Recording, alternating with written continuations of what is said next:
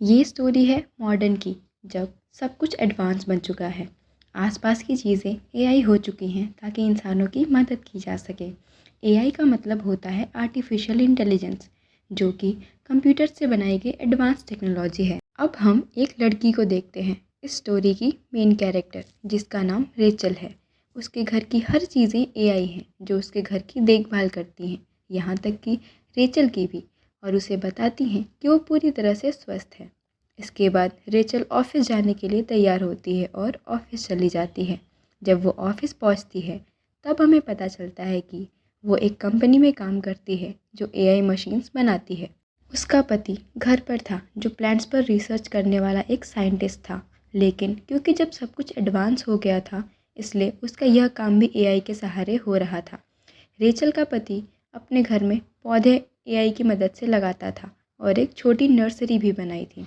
AI की मदद से वो काफ़ी फ्री रहने लगा था, इसलिए उसने कॉलेज में पढ़ाई शुरू कर दी। लेकिन वो इस एडवांस दुनिया से अलग था। वो अपने कामों को खुद करना पसंद करता था और उसे ये अच्छा नहीं लगता था जब एआई उसके काम करता था। रेचल एक दिन ऑफिस की ओर जा रही थी जब उसके पास उसे बॉस ने बुलाया। उसने कहा, तुम पिछले 2 सालों से अच्छा काम कर रही हो। हम सोच रहे हैं हम तुम्हें प्रमोट करें, लेकिन प्रमोट करने से पहले हमें तुम्हारी फैमिली के बारे में जानना है।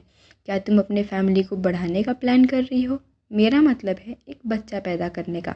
रेचल ये सुन के हैरान हो जाती है कि प्रमोशन का सवाल है तो बच्चा पैदा करने का क्या रिलेशन है।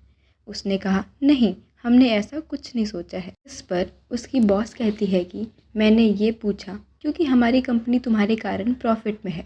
तुम अच्छा काम कर रही हो और मैं नहीं चाहती कि जब तुम बच्चा पैदा करोगी तो तुम्हें छुट्टियां लेनी पड़ेंगी। लेकिन हमारे पास एक और सॉल्यूशन भी है, अगर तुम बच्चा प्लान करना चाहती हो तो। इस पर वो उसे एक आर्टिफिशियल वूम सेंटर की कॉन्टैक्ट डिटेल देती है, जहां बच्चे को आर्टिफिशियल तरीके से पैदा किया जाता है। रेचल सेंटर जाती है और सब कुछ देखकर खुश हो जाती है, क्योंकि उसे भी माँ बनना है। वो वहाँ अपना नाम लिखती है, क्योंकि आर्टिफिशियल वूम हमेशा अवेलेबल नहीं होते, ऑर्डर्स देने पर ही अवेलेबल होते हैं। अगले दिन रेचल को सेंटर से कॉल आता है और उसे बताया जाता है कि उसके लिए एक आर्टिफिशियल वूम अवेलेबल किया गया है। इसे सुनकर उसको बहुत खुशी होती है, क्योंकि अब उसे एक बच्चा मिलेगा। रेचल का पति कॉलेज में था और वो स्टूडेंट्स के लिए फल तोड़ रहा था, लेकिन कोई उसे नहीं खाता, क्योंकि वो एआई की मदद से नहीं बल्कि खुद से उगाए हुए पौधे थे। यहाँ हम समझते हैं कि लोग एआई में खो से गए हैं और नेचुरल चीज़ों को भूल गए हैं। रेचल अपनी दोस्त को आर्टिफिशियल वूम के बारे में बताती है और वह खुश होकर पार्टी करने का सोचती है। लेकिन रेचल कहती है कि मैंने अपने पति को इसके बारे में नहीं बताया, क्योंकि उसे इस एडवांस टाइम में नेचुरल चीज़ें ही पसंद है। इन बातों को सोचकर रेचल परेशान हो गई थी। तब उसने डॉक्टर से मिलने का सोचा। वो डॉक्टर कोई और नहीं बल्कि एआई डॉक्टर था, और वो एक बड़ी आँख की तरह दिखता था। रेचल डॉक्टर से पूछती है कि मैं आर्टिफिशियल वूम से बच्चा कैसे पैदा कर सकती हूँ, क्योंकि मेरे पति को सब नेचुरल तरीके से ही चाहिए। एआई डॉक्टर बोलता है कि अपने पति को समझाओ, क्योंकि इस जनरेशन में कुछ भी प्राकृतिक नहीं है। तुम्हें इस बात के बारे में नहीं सोचना चाहिए कि बच्चा कैसे पैदा होता है, बस इस बात की खुशी मनाओ कि तुम पेरेंट्स बनने जा रहे हो। इसके बाद रेचल ने अपने पति को सब कुछ बताने का डिसीज़न लिया। शाम को जब वो घर लौटी तो उसने देखा कि उसका पति परेशान था। पूछने पर उसने बताया कि आज स्टूडेंट्स ने पेड़ का फल नहीं खाया।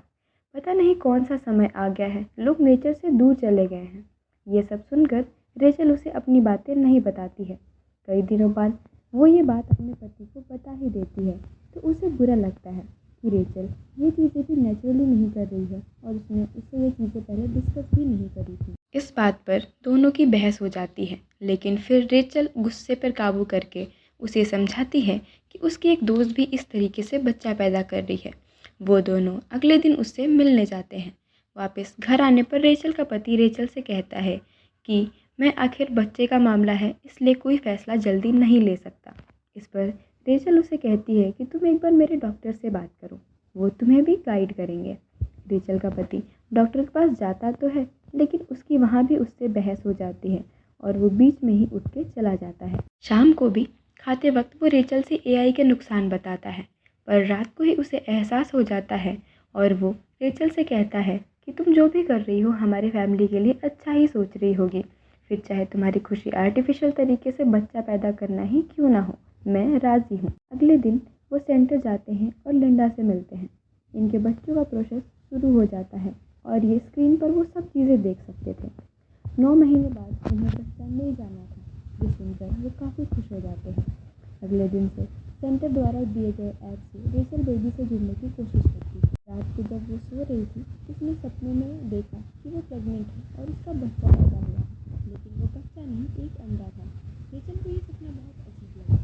वो ये बात जब एआई डॉक्टर को बताती है तो वो कहता है कि ऐसा इसलिए हो रहा है क्योंकि तुम सच में माँ बनने वाली हो, इसलिए इन सब बातों पर ज़्यादा ध्यान रखो। 6 हफ्ते गुजर चुके हैं। ये सेंटर जाते हैं और अपने बच्चे की धड़कन पहली बार सुनकर खुश हो जाते हैं।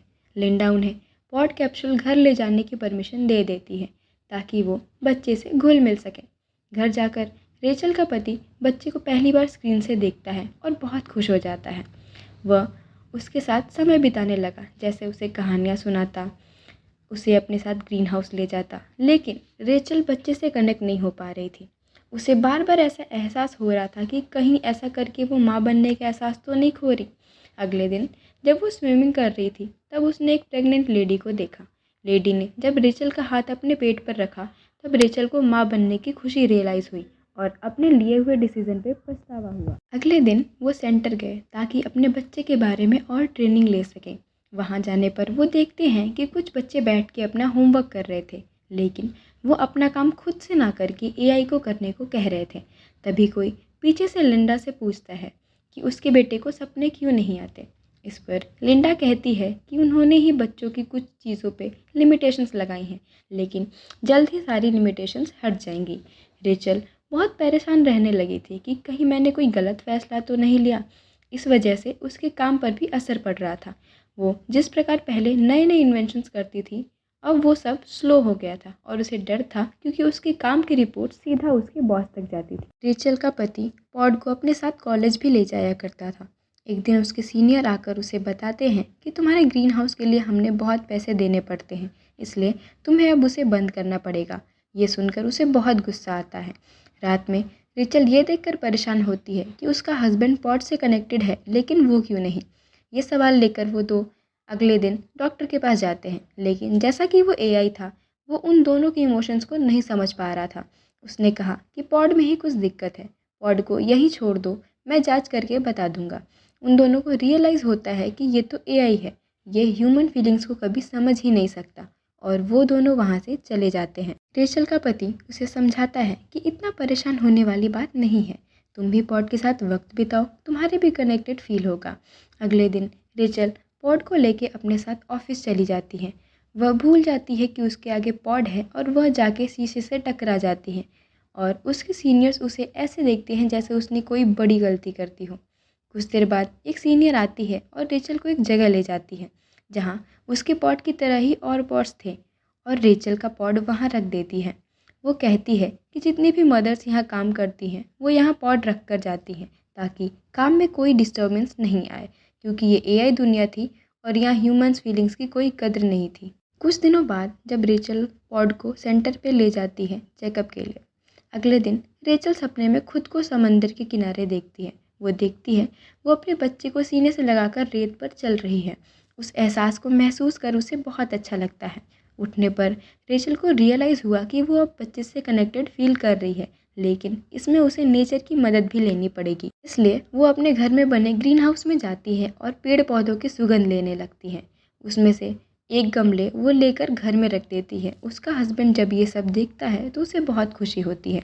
अगले दिन जब रेचल ऑफिस जाती है तो उसकी बॉस उसे बुलाती है और पूछती है कि काम इतना स्लो कैसे है, एआई इन्वेंशंस में वो इतनी स्लो क्यों है। वो ये भी पूछती है कि कहीं ये सब दिक्कतें उसके बच्चे से तो नहीं। ये सुनकर रेचल को अजीब लगता है और वो समझ जाती है कि वो कितनी भी मेहनत कर ले, उसकी बॉस उससे कभी खुश नहीं हो सकती। उसे एम्प्लॉयज़ के रूप में रोबोट चाहिए जो अपने इमोशंस को साइड रख सिर्फ उसके लिए काम करे। देखते ही देखते इनका बच्चा 8 महीने का हो जाता है।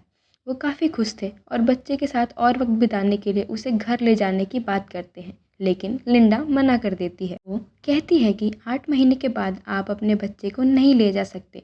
अब बच्चे की ब्रेन ट्रेनिंग होगी और उसके ब्रेन से मिले डेटा से यहाँ रिसर्चेस होंगी। रेचल कहती है कि बिना उसकी परमिशंस के वो उसके बच्चे के साथ ये सब नहीं कर सकते। इस पर लिंडा कहती है कि ये चीज़ें ऑलरेडी कॉन्ट्रैक्ट में लिखी हुई थी और रेचल ने साइन भी कर दिया था, इसलिए ना चाहते हुए भी उन्हें उसकी बात माननी पड़ी। घर आकर वो दोनों उदास थे, लेकिन उसका हस्बैंड रुकने वाला नहीं था। वो वापस सेंटर जाता है और अपने बच्चे वाले पॉड को चोरी छुपे सबकी नज़रों से बचाते हुए घर ला देता है। बच्चे को वापस घर पाकर वो खुशी से रहने लगते हैं। रेचल को फिर सपना आता है कि उसका बच्चा पैदा हो गया है और वो उसके लिए शॉपिंग करने गई है। उठने पर वो अपने पति से बोलती है कि वो अपने बच्चे को इस एआई वाली दुनिया में बड़ा नहीं करना चाहती। वो उसे नेचुरल तरीके से बड़ा करना चाहती है, जैसा उसका पति चाहता था, और डिसाइड करते हैं कि वो अपने शहर से दूर गांव वाले घर में रहेंगे। लेकिन उससे पहले रेचल के पति को एक आखिरी बार लिंडा से मिलने जाना था। वो उससे कहता है कि आप हमसे ज़्यादा पैसे ले लें, लेकिन उसे 9 महीने बाद ही बाहर निकालें। लेकिन लिंडा मना कर देती है। अब वह अपने गांव जाने वाले फैसले को ही सही समझते हैं और अगले ही दिन सफ़र पर निकल जाते हैं। इनका सफ़र बहुत ही दूर था और इन्होंने अपने बच्चे के साथ खूब इंजॉय किया। वह कुछ दिन यहाँ गुजारते हैं और 9 महीने हो जाते हैं। एक दिन ये देखते हैं कि पॉड में बच्चा ऊपर नीचे हो रहा था। ये देखकर वे खुश हो जाते हैं क्योंकि बच्चा कभी भी पैदा हो सकता था। लेकिन उसी रात पॉड की बैटरी चली जाती है। रेचल काफ़ी परेशान हो जाती है, लेकिन उसका पति उसे बताता है कि पॉड बिना एनर्जी के भी 2 दिन सरवाइव कर सकता है और इनका बच्चा कभी भी पैदा हो सकता था। अगली रात मतलब कि डिलीवरी का टाइम हो चुका था, लेकिन उसके लिए उन्हें कोड डालना था जो उन्हें याद नहीं। वो परेशान होने लगे थे, लेकिन रेचल के पति ने बड़े ही ध्यान से पॉड के ऊपर वाले हिस्से को तोड़कर बच्चे को बाहर निकाल ही लेता है, जिसे देखकर वो खुश हो जाते हैं क्योंकि वो आखिरकार माता पिता बन चुके थे और उनका बच्चा सही सलामत था। इसके बाद वो अपना जीवन एआई की दुनिया से दूर नेचर में खुशी खुशी बिताने लगते हैं।